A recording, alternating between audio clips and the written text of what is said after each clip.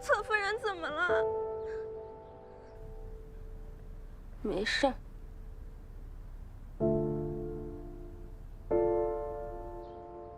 你带着孩子去找夫人，跟她说，请夫人照顾。我累了，想休息，你不必进来了。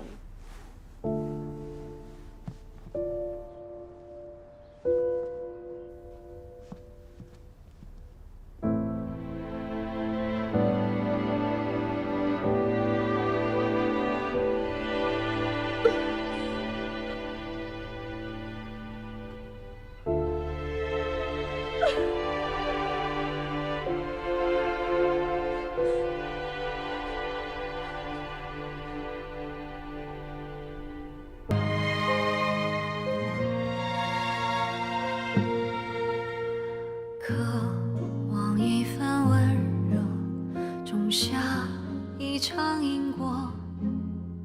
旧的欢愉片刻，生吞无尽苦涩。写下一曲挽歌，不堪芳华蹉跎。更楼还长，这一生要如何爱过？如秋色，如花果，一刹那凋落。却沉默，却执着，越做一只飞蛾像烈火。我既然来武功，那我就要选九川最厉害的新川。既然来了新川，不就得找一个发展前景最好的东家，那不就是嫡长主吗？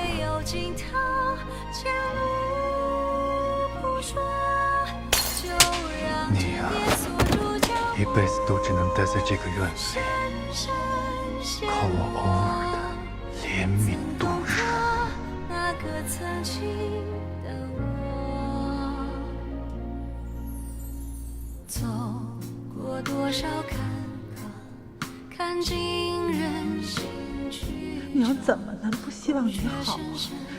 可是你这一走，二少主要是问我要人，我跟你爹可怎么办呢？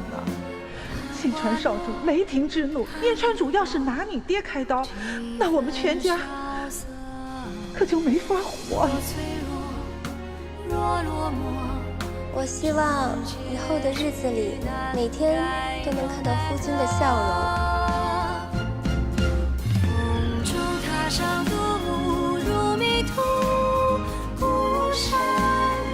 我在这里，你再等等我。后院是平静而又祥和的，等我们白发苍苍的时候，两个人还能一起去后院晒太阳。再回眸，人如旧，坠落。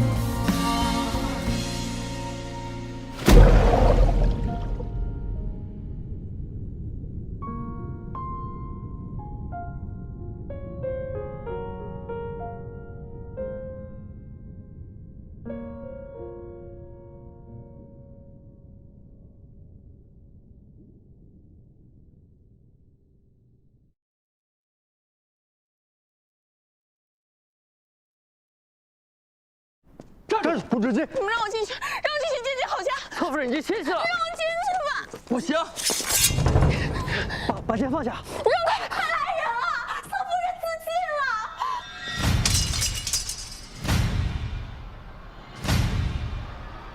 郝家，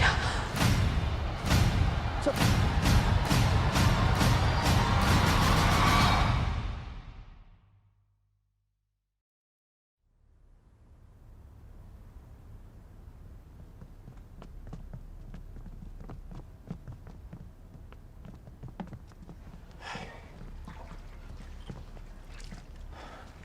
准备后事吧。什么准备后事啊？怎么就要准备后事了？您不能这么随便看两眼就让我们准备后事啊！您扎针、做汤药都可以的。不行，不行，不行，我们不能准备后事。下官医术不精，侧夫人落水太久，几乎没了脉息，怕是不成了。您再看看，太医，您再看看，您再看看嘛。不行，我们就多找几个太医来，找好多太医来。您救救他！哎，陆侧夫人，您给我请，您给我请，容我想想，容我想想，容我想想，容我想想。徐太医可能有办法，他曾经救醒过一个闭气多时之人，只是他身份特殊，恐怕难以请动啊。徐太医，晦气！刚生完孩子就给我整这出，人都丢尽了，要死怎么不死外面去？少主，积点口意吧。李维，怎么样？嫡长主，请求您大发慈悲，去宫里请徐太医救治好小姐姐。徐太医，你知道徐太医是谁吗？徐太医是主上御用的太医。这深更半夜让我去找徐太医，万一让人揣测我想私自知道主上的病情，官司下来谁负责任啊？你不去，我自己去。你给我站住！你疯了！你去把他给我追回来，惹上是非，咱们俩都有麻烦。去！赵芳如，站住！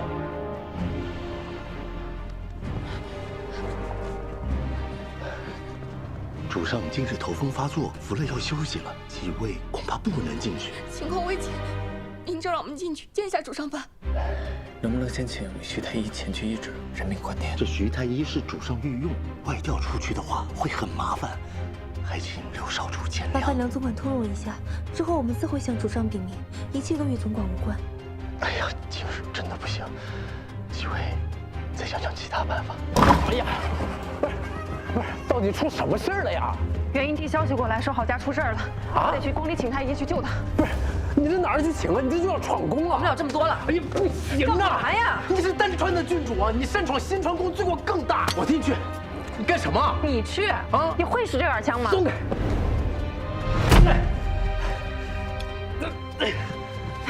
你千万别冲动啊！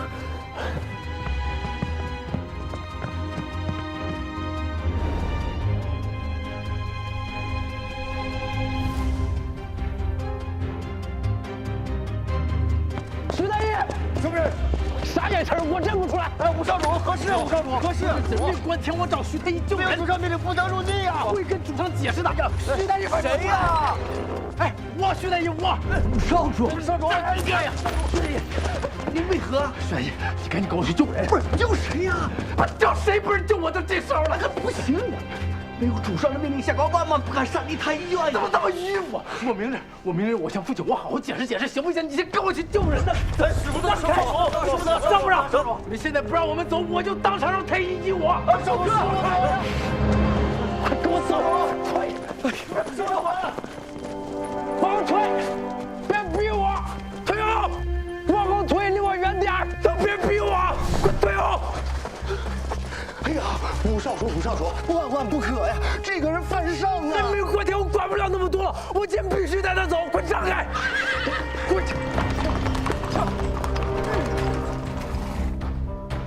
上车！让开！快！杨总啊，现在赶紧把人送回去，这事儿还能遮掩得过去啊？一旦让徐太医跟外人接触了，这打探主上病情的罪名可就洗不清了呀！我们会在辰时前把人送回来，还请梁总管通融。哎呀，刘少主，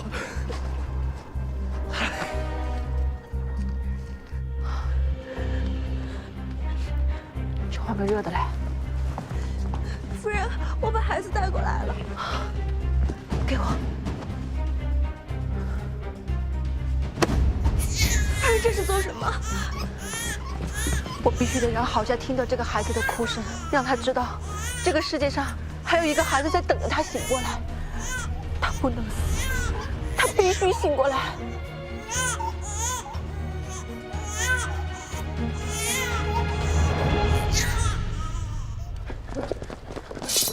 站住！让开！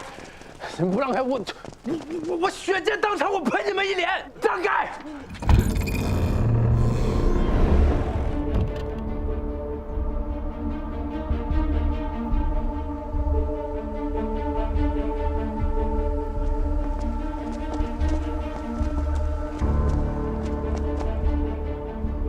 把徐太医给我送回宫去。是，我看你们谁敢！今天郝家的命我们就定了。二少主，太医我们已经带来了，你就行行好，让我们进去救救郝家姐姐吧。你弄清楚，郝家是我的，他的生死我说了算，跟你们这些外人何干？他不是你的误解，他是个人呐。他是个人？他算是什么人？他费尽心思跑到我的面前，我给过他机会啊，如今是想要死在我的府上，徒增晦气。他不是想死吗？让他去死呀！你无耻的！贱人！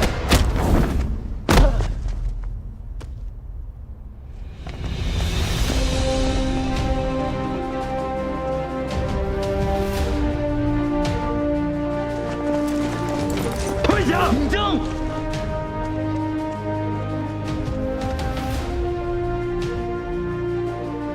快去！庶子杂孙，你好大的胆子！不怕我禀明父亲吗？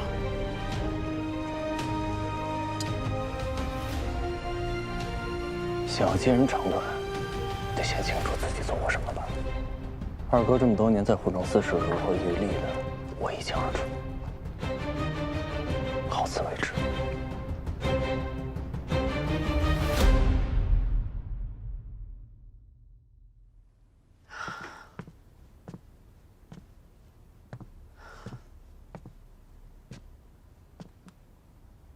太医，他怎么样啊？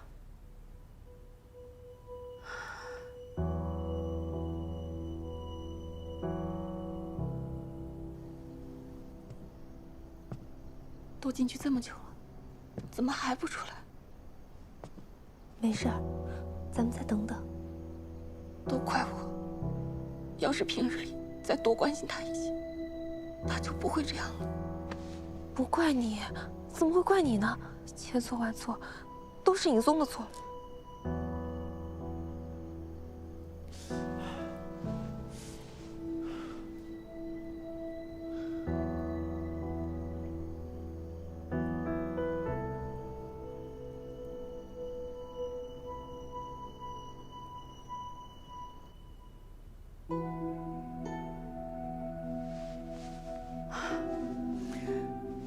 这药也关了，针也下了，怎么都没见他有任何反应呢？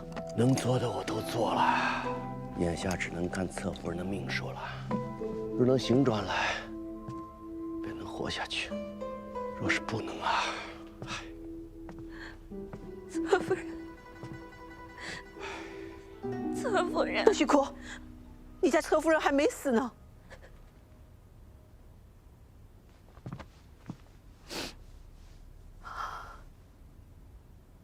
郝家，你给我听着，今天你必须给我醒过来，否则等你孩子长大了之后，我就告诉他，你是自愿嫁给他爹做侧夫人的。你生下他之后，你就跟野男人跑了，不要他了。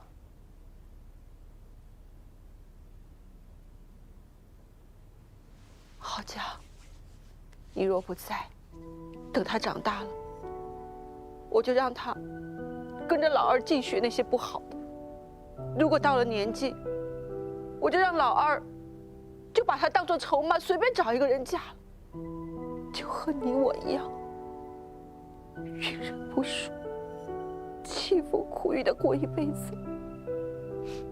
如若他跟我哭，我就和他说：“你活该。谁让你生母不要你的？谁让你生母主动放弃的？”郝家，你听到了吗？你听到了吗？你要真的听到了都无所谓的话，那行，那你去死好了。但是如若你真的有一丝不想放弃，一丝替你孩子考虑的话，我拜托你睁开眼睛说句话好吗？郝家，你听到了吗？你就睁开眼睛说句话，郝家，郝家。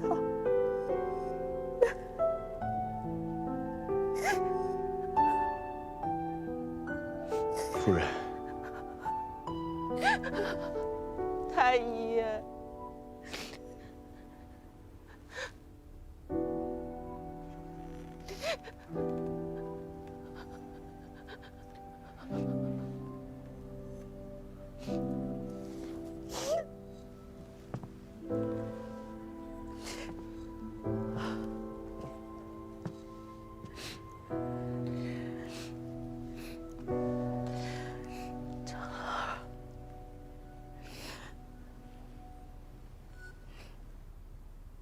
你怎么只会这一招啊？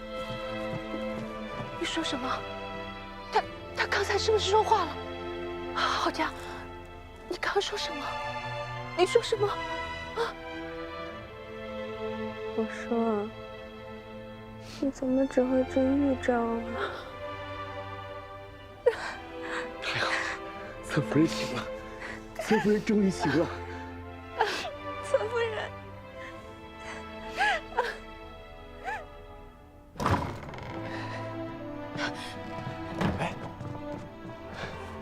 太医怎么样了？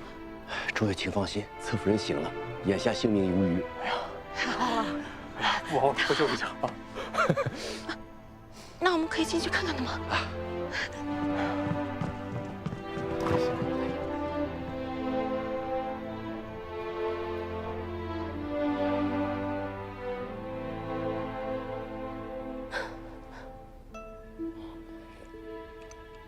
我听说你们做了那么多，我对不起你们。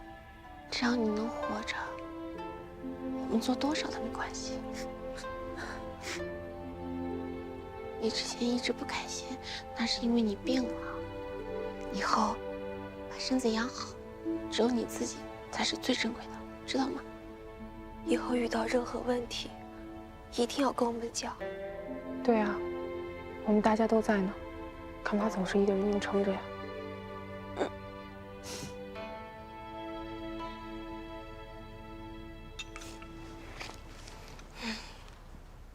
人活着就会有希望，人死了就什么都没有了。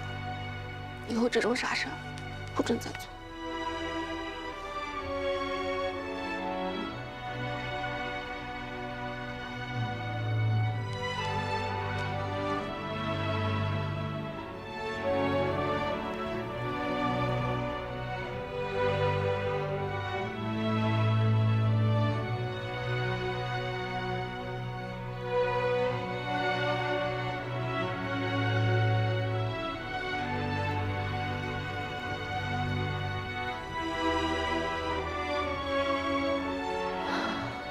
天亮了，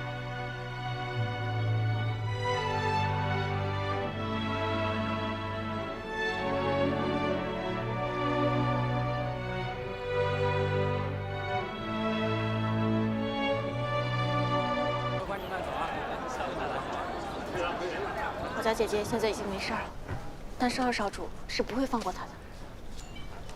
我们不能让她再在那个地方耗下去了。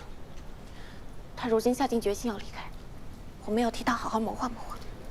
老二巴不得要折磨郝家一辈子呢，也不可能写休书。这件事的关键就在于川夫人。按九川卓选的规矩，即便老二不肯，但是只要有川夫人一旨，郝家还是能出府的。只是我也想不到什么更好的办法能说服川夫人。唯有利害动人心，人想做成什么，总得舍弃什么。其实，宫里已经有人议论，郝家是个祸水。若以顾虑声誉为由，我想，川夫人是会考虑将郝家赶走的。只是这样一来，郝家的名声怕是不会好了。放心，如今她是不会在意名声这些浮云了，只有自己的日子过好了，才是最重要的。想名正言顺的离开，居然这么不容易，还要背上祸水之名。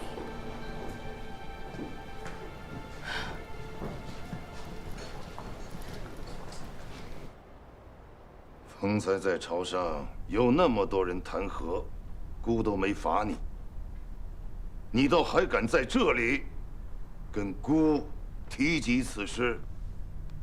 儿子斗胆，恳请父亲让好事出府。如果好事还在二哥府上，他会死的。父亲也不希望外人说是二哥逼死了好事吧？闭嘴！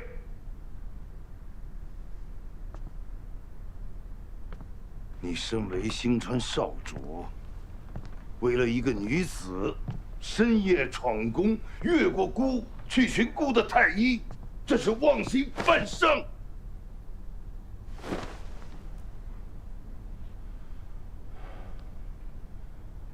此等祸水，绝不能留了。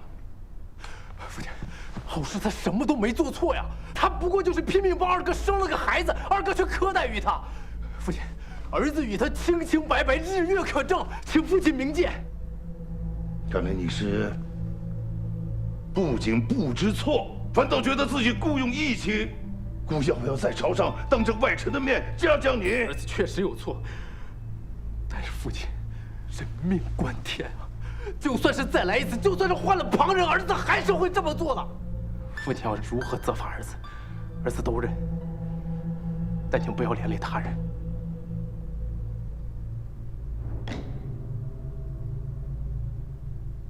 还是不知悔改。来人，在。将武少主拖到宫门口，鞭20，所有人都盯着，不许太医医治。是。谢父亲恩典。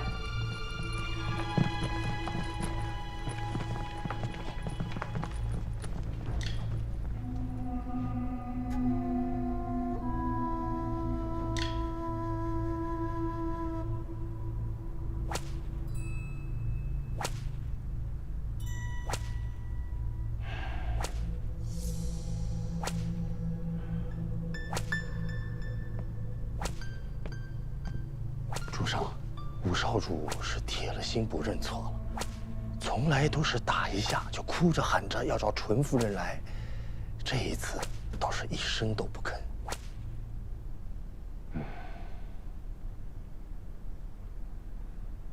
打完以后，让徐太医给他看看吧。是。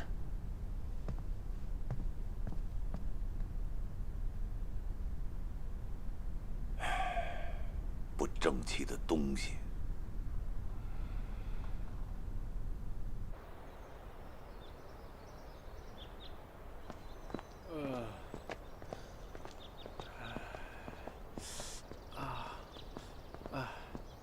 疼死我了！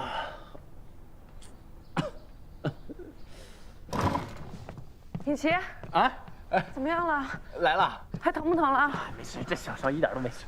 哎呀，还说不疼呢？可这么狠？你别担心啊，没有那么疼。父亲也知道，我去找徐太医呢，只是为了救人，没有其他的意图，所以呢，他就没下狠手。再说了，我天天被你打，我早就练出来了，我这皮厚着呢。不信，我现在就下地给你耍个大墙。哎，当初要是我闯进宫，你也就不会挨打。我能让别人打你吗？谁敢打你，我就一枪挑了他。我，就你打得过谁呀？到时候胳膊有脱臼。是，我是打不过，但谁敢欺负你，我就跟他玩命。我看他有几条命。怎么，心疼了？行，你要真心疼我，你就帮我上药吧。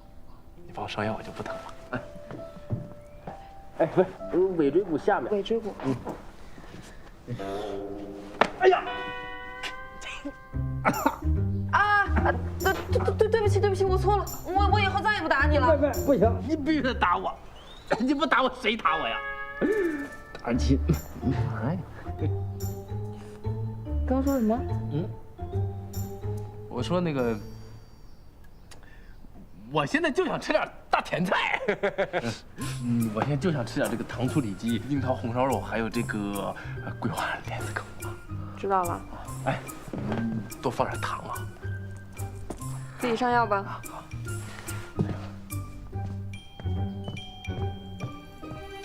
哎，手重啊！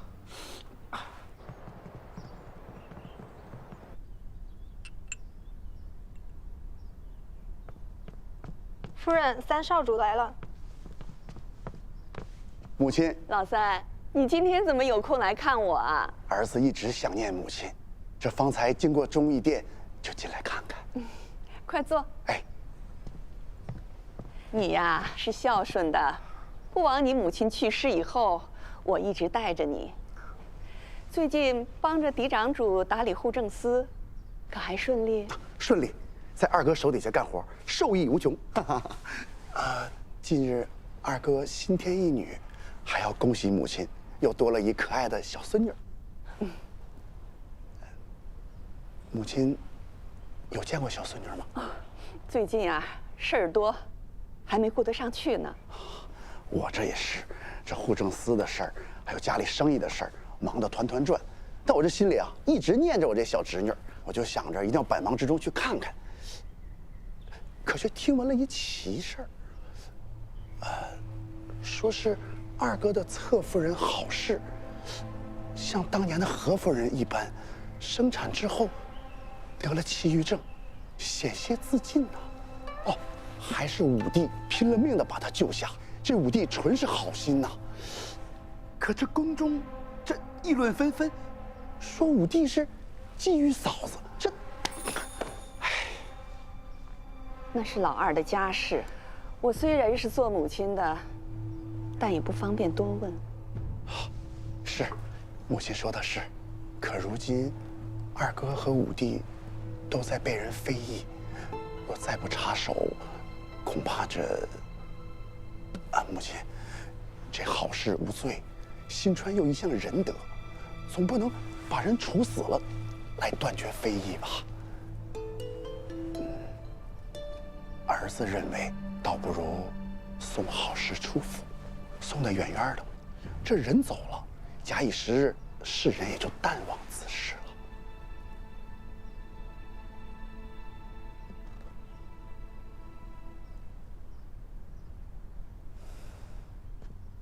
夫人，三少主，这是何夫人差人送过来的。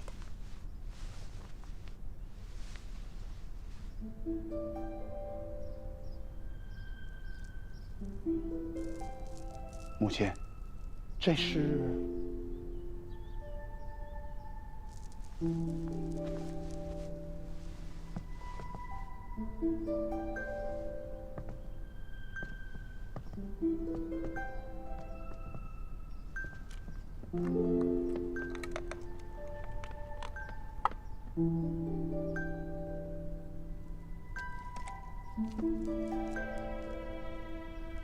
这簪子是他初入宫时我赏给他的。那个时候，我们还算是朋友。后来，他得到主上恩宠，又生了儿子，自此就生分。都是过去的事儿了。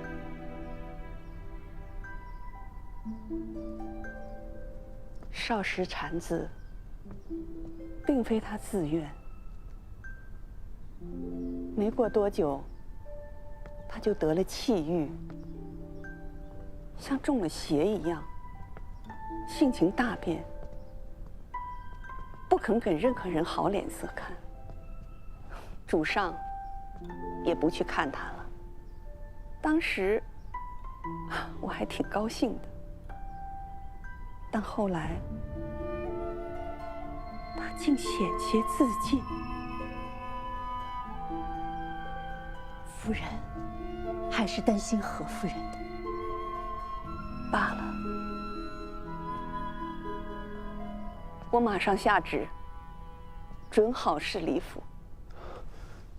母亲英明，真是菩萨心肠。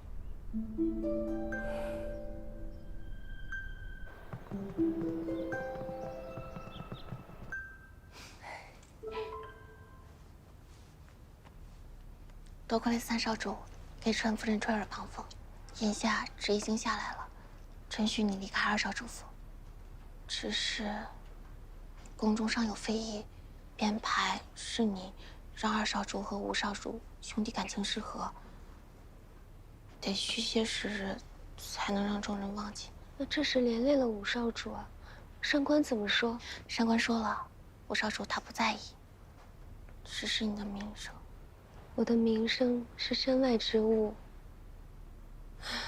别人说祸水，众人避之，但眼下对于我来说，也未必是坏事。你当真是变了？只不过把以前想的事情都说出来了。以前我选错了路，本无可追。没想到死了一次之后，我清醒过来了。纵然世间会有再度让我赴死之事，但也绝不会是因为男人了。以前呢，我把嫁人做生意，男人当做东家。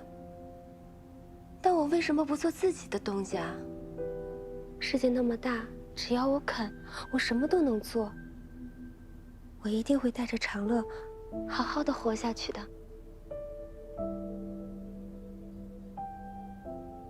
小薇，只是我不知道怎么谢你们。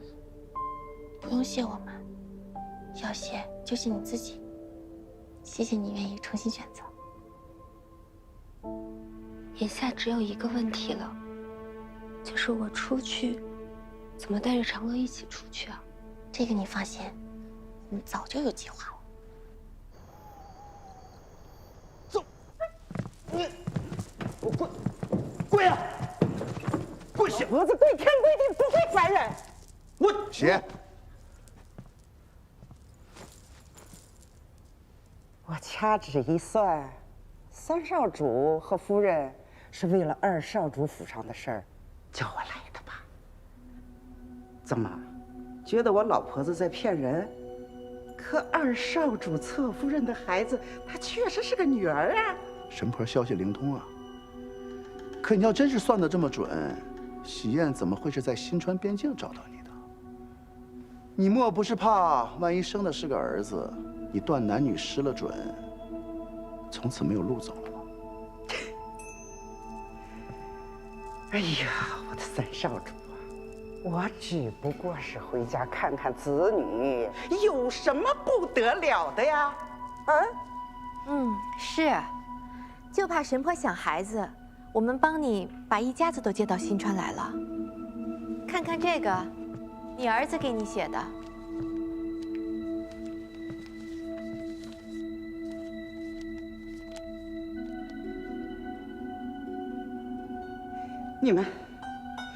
你们想干什么？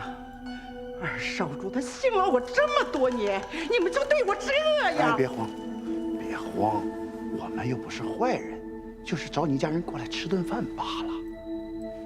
二少主不是相信你吗？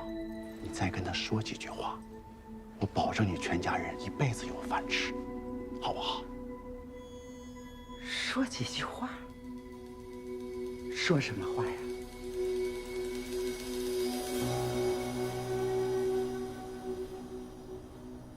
这老六都查清楚了，这张神婆一家没有一个好东西，老的骗，小的欺男霸女，在乡间横行霸道。对付这种人啊，只要稍加吓唬，他什么都答应。那之后怎么办啊？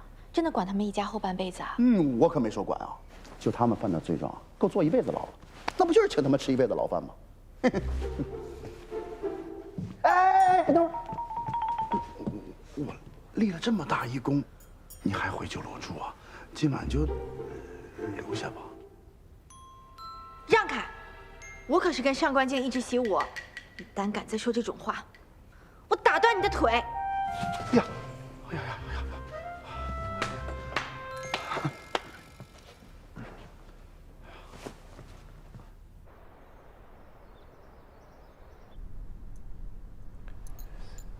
你说的可是真的？千真万确，张神婆亲口说的。算了八字，又亲眼看了孩子，说这孩子确实不小，继续养在府里，容易让对少主最重要的那位与您离心。罢了，反正打一开始我也不想要这个孩子。看到他，就会想到他娘那个疯样子，也没什么用，就不留了。是。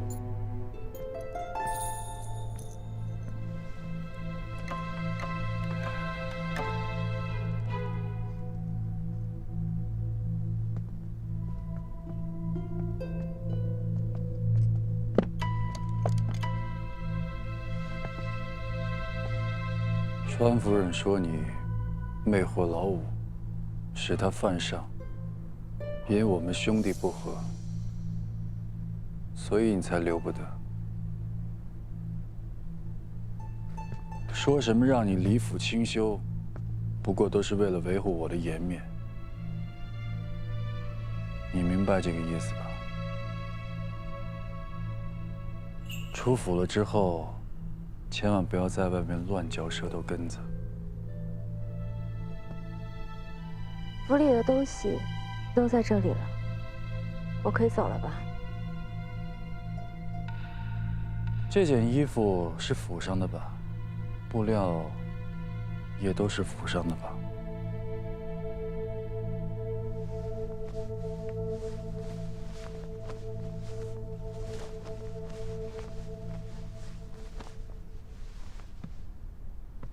不慎传了少主所赠衣物，还请少主再请允许我把这身水衣穿出去。不行，这件也脱下来。少主，脱下来。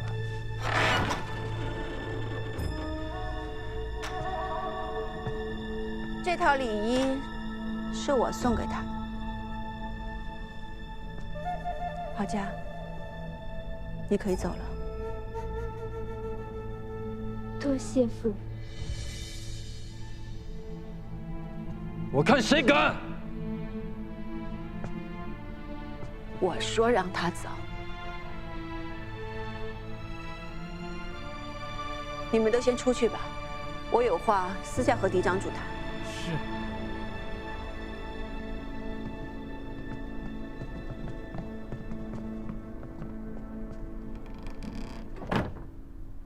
乔芳如，你好大的胆子，竟敢忤逆我！少主，我爹在代川长着20几座矿呢，偶尔忤逆一下丈夫，别人也会劝丈夫体谅的，不是吗？你一直不希望我能够怀上嫡长子，所以只能偷偷的在我的茶里面去放药。你数着黄历，等着自己继位之后，就想把我给休了。如今你我已经是名牌了，不如就这样相安无事的过下去吧。毕竟你也不能炸了我家的矿吧。所以还请少主和我一样，一日一日忍耐下去。你我就这样相看两生厌。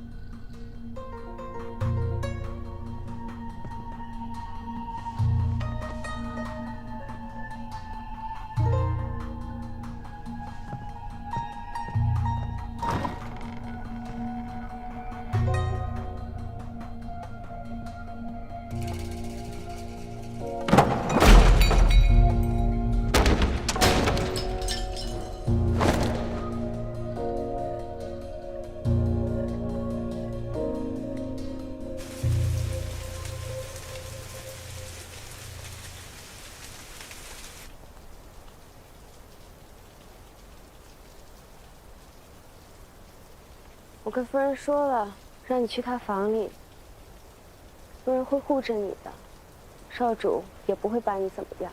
侧夫人，明明也想跟您一起走，可小人的身气在内务厅里。我此番离府，就是不想再接受豢养了。我想像你一样，用自己的双手去谋生。现在我带着你，朝不保夕的，反而对你不好。而且，我希望你今后好好想一想自己的路该怎么走。知道吗？有你照顾我多时，如果不介意，你就叫我姐姐吧。好家姐姐，哎，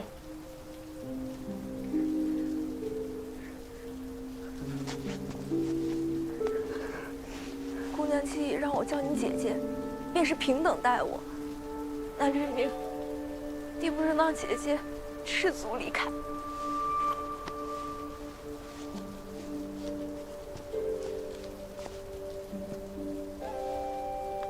今后的路，姐姐要自己走了。愿姐姐走得平顺，一路坦途。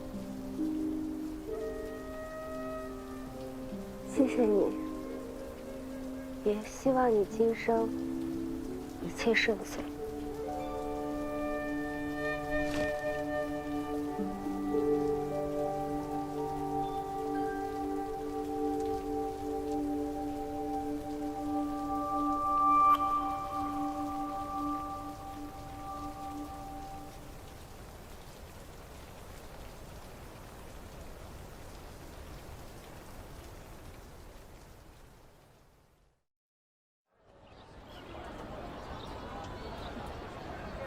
菜来啦！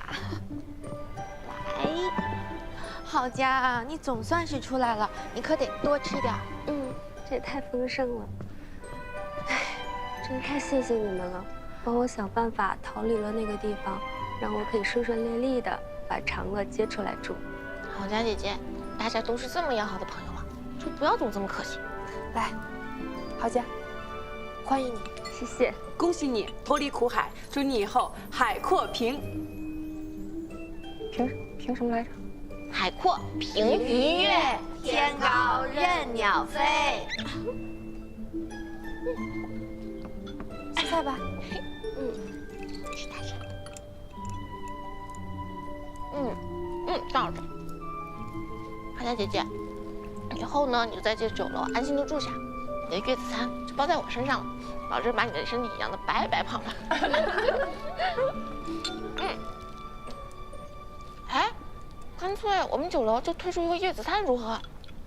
好呀，我们可以开一个孕妇和孩子可以置办东西的铺子，不光有孩子用的，还有孕妇和生产后的妇人坐月子用的。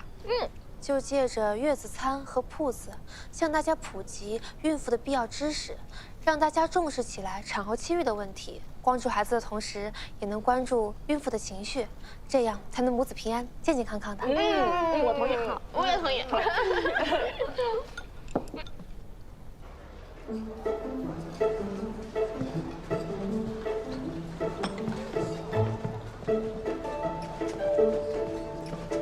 诸位，咱们今天说这个月子餐，咱们书接上回说到这个产妇气郁，其实呢，这个妇人产后气郁啊，是一种非常寻常的疾病，并不可怕，但也一定要给予足够的重视。所以说呢，咱们就要提到咱们这个月子餐了，是吧？为什么要提这月子餐呢？这月子餐有啥呀？你们怎么来了？这位是？这是我新找的画师。哦。哎，嫂嫂，3哥请画师是为了画一些图册，说明妇人生产的不易，然后配合说书先生讲述的内容发给大家的。真的？这还差不多。吃的怎么样？味道还习惯吧？多吃点啊，宝宝真可爱。这个角度，好。饼的味道怎么样？是清淡一点，但很有营养的。少吃一点，还有燕窝。话老板娘，谁是我夫人不知道啊？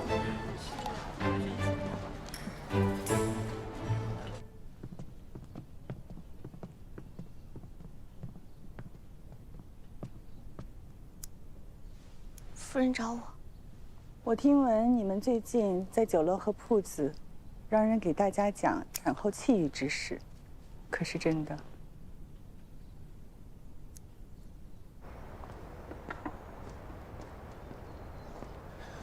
少主，少主，哎呀，您可回来了！一大早啊，侧夫人就被何夫人召见进宫去了。有说什么事吗？没有啊。夫人恕罪。我们这么做，是因为经历了郝家姐姐的事情之后，才明白女子生产是多么不容易。若不能让人知道产后气郁之严重，不知道有多少女子会像郝家姐姐那样，痛苦无人问津，只能以死作chết。同为女子，我也想为旁人做些事。但凡有一人因为这件事情受到了优待，那便不枉。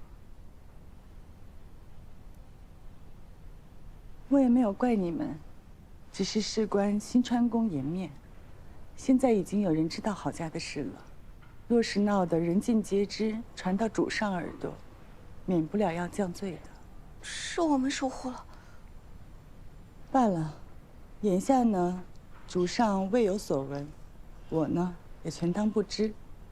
但今后你们需要谨慎，真闹大了，怕是我也帮不了你的。多谢夫人。来帮我浇点水吧。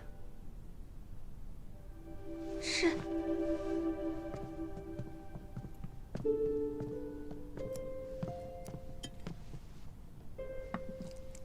郝家怎么样了？好多了，多谢夫人关心。那就好。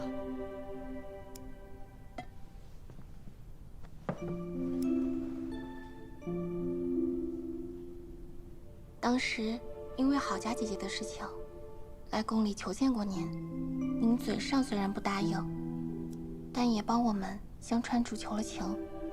此事还没好好谢谢您。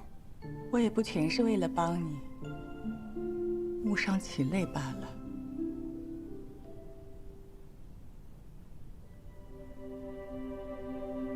少主说，您生他的时候也有些气郁，不想见人，就连少主也。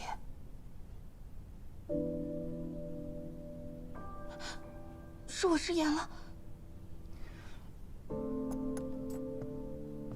嬴政，他都知道了，他从来没跟我说过。少主，他也想与您讲话来着，但是怕您不想见到他。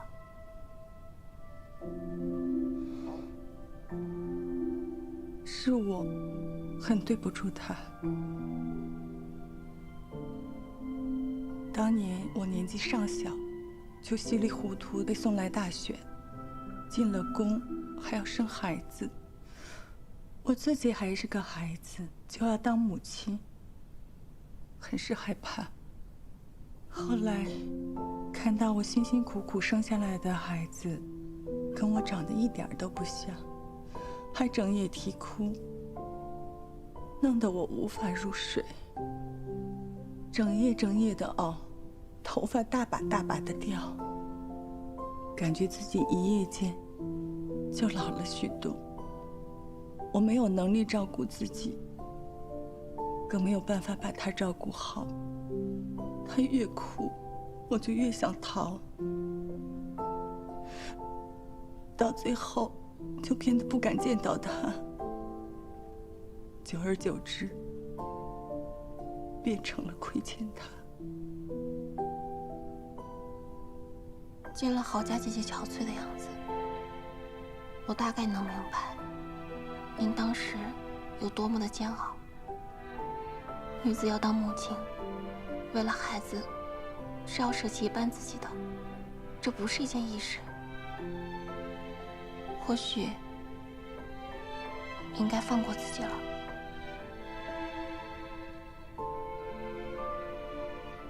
整个宫的人都说我凉薄，苛待老六，偏爱十一，不配做母亲。你却说我应该放过自己。我只是胡说，您只管一听。您当时无法亲自养育少主，不是错。但如今您要弥补的话，即使难以面对，也不应当是投报在另一个孩子身上啊。往事不可追，来日却还长，父母子女不因与往事痴缠而忘了当下。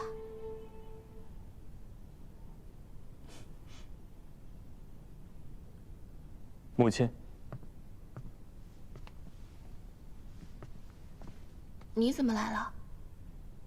来了，就坐会儿吧。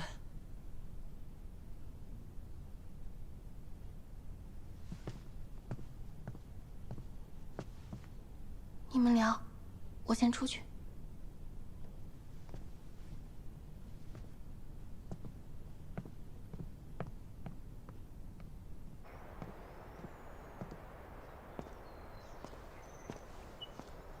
侧夫人同何夫人讲完啦，那我们先回去吗？他同夫人讲完，肯定想与人说说话。我们等等他。小人觉得，少主为侧夫人做了许多，但其实一直都是侧夫人陪着少主的。他这个人呢，看着什么都理解，什么都不在乎，但其实是把事儿都藏心里了。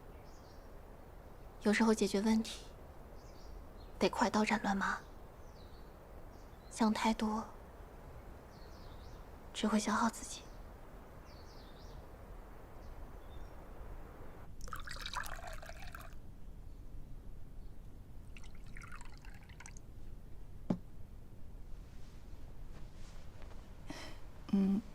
你别担心，我叫李薇来是想提醒。方才那些话，我也听见了。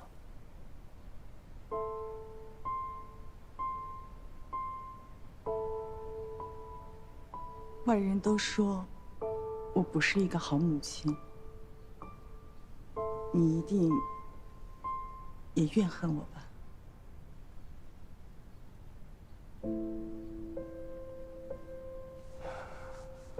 但最近发生的这些事情，让我能理解您当时的情况。我听闻我母亲当年险些自缢，也是因为我。不是因为你，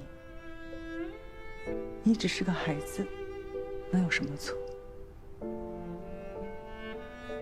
都是我的问题，我该同你道歉。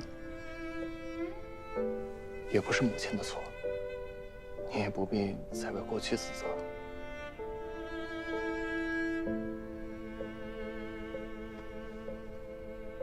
如今你长大了，我知道你是有抱负的。先前跟你说，不愿让你承担风险，带累小十一，都是违心的。其实，自从生了小十一，我才明白怎么做母亲，把对你的愧疚都加倍放在了他的身上。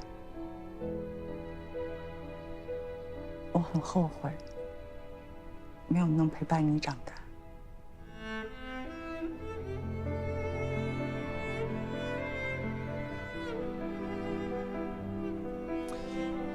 其实母亲也不必后悔，现在弥补我，也来得及。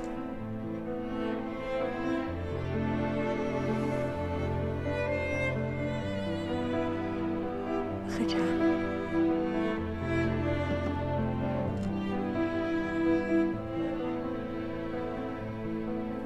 你们好，哎，糖人啊，糖人，糖人。唐人。年少时对母亲心怀怨怼，没想到如今得到了一句抱歉。这么一想，已经很多年没跟她好好说过话。多谢。我也没做什么。你做的已经很多了。那我想要一个糖人。可以。姑娘看一下糖人。哎，谢谢。拿好。好，谢谢。谢谢。你要哪个？我要。这是老五。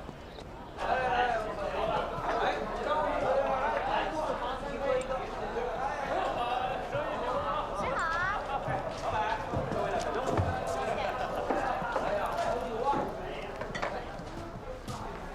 周长官，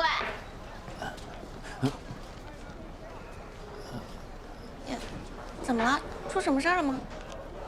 东家，这是刚刚收下的，我验过了，油印的不假，但版面是错的。您看这印花，还有这字体，都是略有不同啊。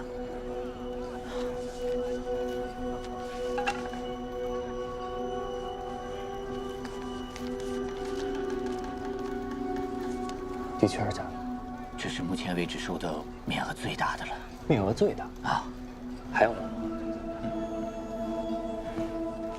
时不时的老有，尤其近视居多。也有客人说咱们找假币给他，最后只能兑换铜钱给他们。我怕日子久了会越来越麻烦的。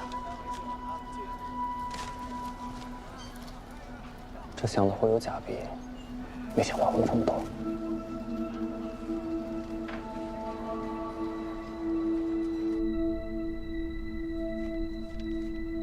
这是儿臣在集市上找到的假币，几乎可以论证。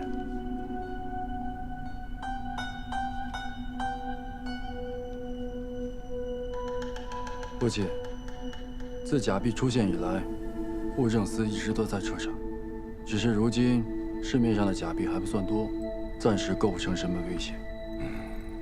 儿臣认为，应防微杜渐，尽快彻查。这是我们户政司的事儿，与你何干？是顾命老六与会同意的。几张假币虽然引不起什么风波，但背后牵动的却是整个新川的。户政司领一队人马立即彻查。儿臣领命。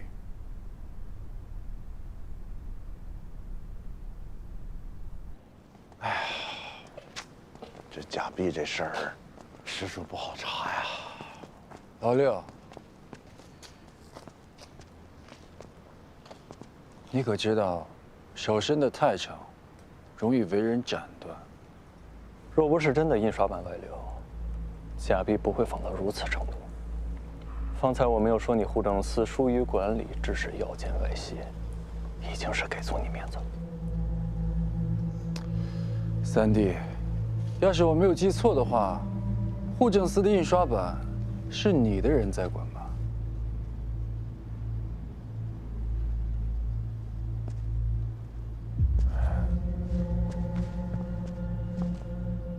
这本事为何是三哥在管？这开始不是我管的，后来二哥说他事儿多，就交给我了。他这是在给你下套啊！你不会真的认为老二会掺和假币的事儿吧？可就那点力，他也瞧不上啊。当初设计版式也是用了心思，没那么好放。若不是拿了真版，很难做到这个程度。当务之急还是要阻止这假币在市面上流通。是。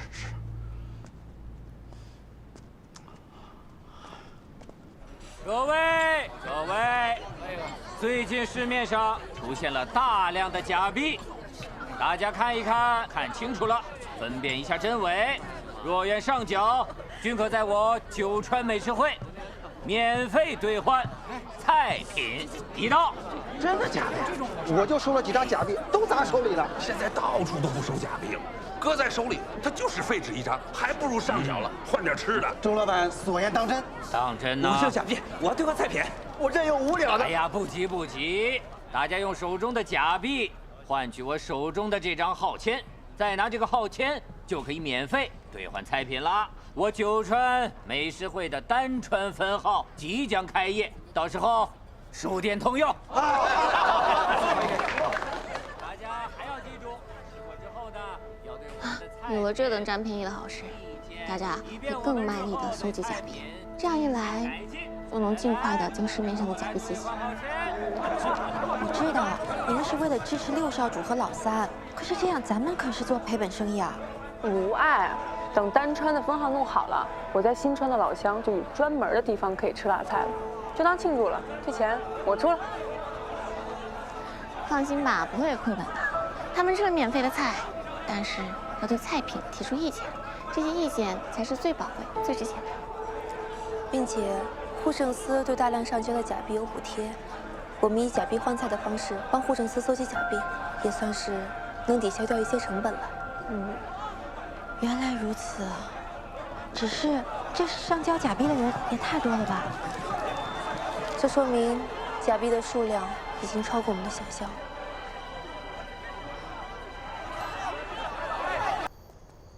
看看，这是这几日九川酒楼收上来的，这新币刚发行多久，这假币就这么多。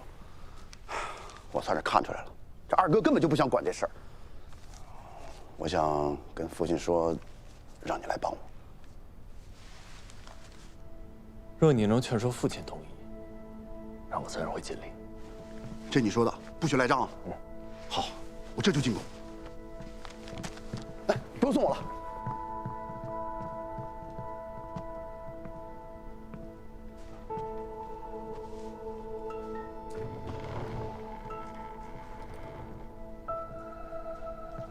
三少主此番前来，果然是希望少主助他查案。下官劝了这么久了，不希望你参与此事，少主却执意如此。就算查清了假币，护政司也不会落在少主的手里。彻查真相的美名只会落在三少主头上，事情却是你做的，弄不好还会弄个越权的名头。这新币是民生，没有好处也要做。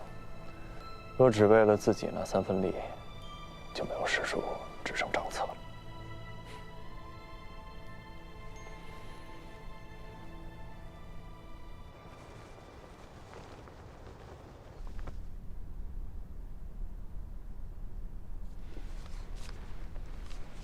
初五，尹征在集市抓了几个假币贩子，起初都不肯说，用了刑，全都招了。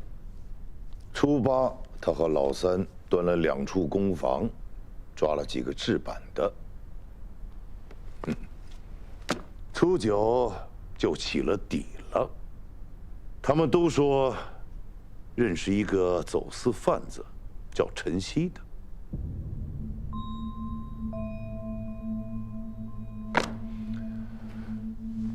不过查了4日，总算是找到源头，只差抓这个陈曦。你是怎么回事？父亲，尹征用刑酷烈，听闻对印版贩子用了实刑。他已经跟姑说过了，没真的用，就是把这些人埋在土石里吓唬一下。水粮都给了，人一个都没死。父亲，那也是酷刑啊！嫡长主，你是想叫姑心传刑律不成？儿子不敢。假币的事，姑就交由尹征来处理。你若是始终处理不好护政司的事儿，就与老四一块儿去治理。父亲，回去好好想想吧。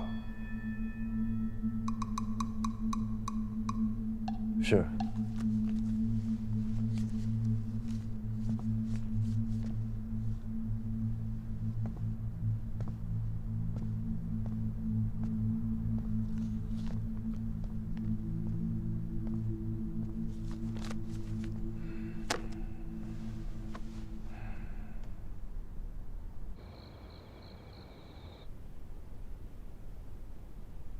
接下来一定要抓住尹征的把柄。这件事情已经将刑狱司都牵扯进来了，你们治理司那边一定要盯得紧一点，一旦发现他有违律，立即处置。是。舅舅那边有消息了吗？哦，还没有消息。不过岳侯爷说，或许可以用一桩新的事，来掩盖眼下要紧的这一件。如今父亲可是不像从前那么信任我了，必须得想一个办法，否则会更麻烦。老四，你现在和我可是一条船上的人，你知道该怎么做的。二哥放心，我都明白。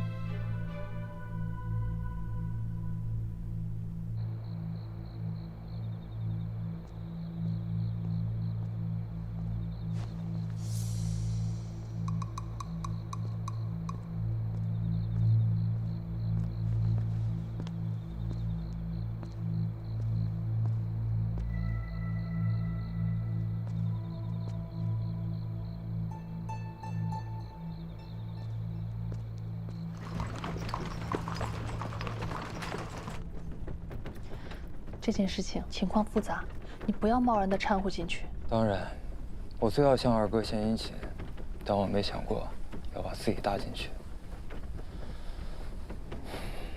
贾碧这件事儿水太深了，我心里有数。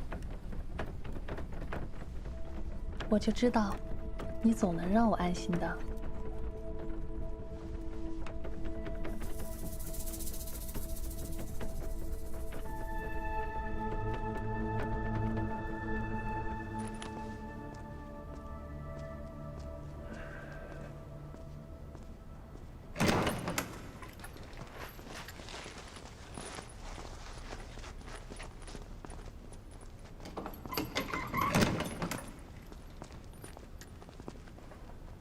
老四这次倒是敷衍啊，我以为他会有什么大动作，结果治理司就写了几封弹劾，说你用酷刑，再就没了。我这可算不上酷刑，他弹劾不了什么，放心。哎，你说你平时跟小绵羊似的，这回怎么这么狠啊？你是不是一直在压抑自己的兽性？哎，你这话说的，要不下回你来？不，你来。哎，他说什么了？都是晨曦的人。说他保去代川了，代川？为什么会是代川？这代川背后牵扯什么人，你应该清楚。有点不太对劲儿啊，还有必要再查吗？要不算了吧。若是再牵扯出来别的什么人，怕是还是先把晨曦抓到再说吧。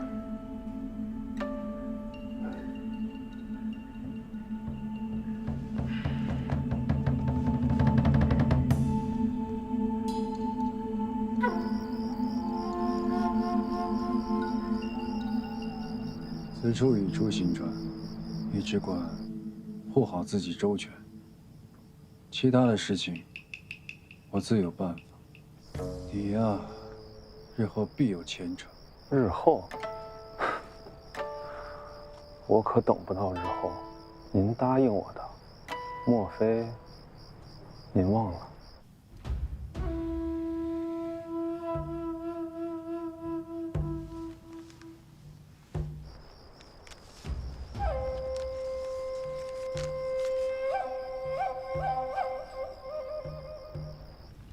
保重。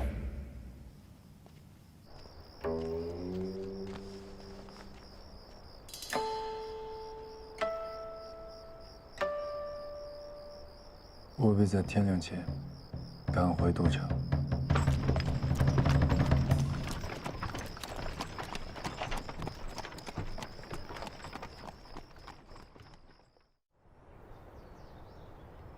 同安山发现了这处探脉。虽与代川交界，但不管是九川合盟中议定的，亦或是史书当中记载的，同安山都隶属我川。